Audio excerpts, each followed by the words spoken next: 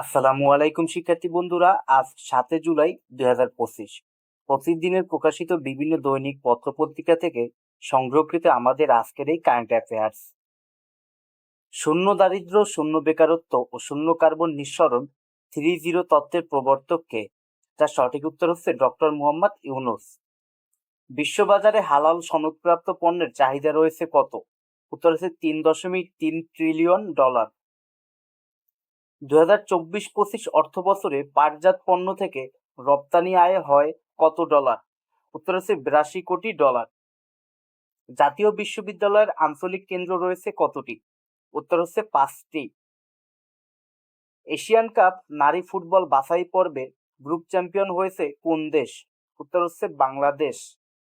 নীল নদের উপর ইথিওপিয়ার নির্মিত বাঁধের নাম কি? উত্তর হচ্ছে ইথিওপিয়ান রেনেসাঁ ড্যাম। আন্তর্জাতিক সমবায় দিবস পালিত হয় কবে? উত্তর হচ্ছে প্রতি বছর জুলাইয়ের প্রথম শনিবার। জুলাই 36 গেট উদ্বোধন করা হয় কোন বিশ্ববিদ্যালয়ে? উত্তর হচ্ছে সিলেট কৃষি বিশ্ববিদ্যালয়। কৃত্রিম বুদ্ধিমত্তা কোন শিল্প বিপ্লবের অংশ? উত্তর হচ্ছে চতুর্থ। ঐতিহাসিক হার্ডিঞ্জ ব্রিজ কোন নদীর উপর নির্মিত? উত্তর হচ্ছে পদ্মা নদী।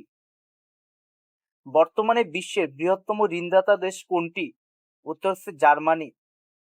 2026 সালে 52তম G7 শীর্ষ সম্মেলন কোথায় অনুষ্ঠিত হবে? উত্তর হচ্ছে ফ্রান্স। গম আমদানিতে বাংলাদেশের অবস্থান কত? উত্তর হচ্ছে অষ্টম। চট্টগ্রাম বন্দরের নিউমুরিং টার্মিনাল পরিচালনার দায়িত্ব পাওয়া প্রতিষ্ঠান কারা? উত্তর হচ্ছে বাংলাদেশ নৌবাহিনী পরিচালিত ড্রাই ডক লিমিটেড। বিশ্বের প্রথম বায়োমেট্রিক মেটাল ক্রেডিট কার্ড চালু করেছে কোন ব্যাংক? উত্তর হচ্ছে ইস্টার্ন ব্যাংক। মহররম শব্দের অর্থ কি? উত্তর হচ্ছে সম্মানিত। শুল্ক ও কর সরাসরি জমা দেওয়ার জন্য জাতীয় রাজস্ব বোর্ড এর চালু করা সিস্টেমের নাম কি? উত্তর হচ্ছে চালান। রাজশাহী বিশ্ববিদ্যালয় দিবস কবে? উত্তর হচ্ছে 6 জুলাই। বিগ বিউটিফুল বিল আইনে পরিণত হয় কত তারিখ? উত্তর হচ্ছে 4 জুলাই 2025।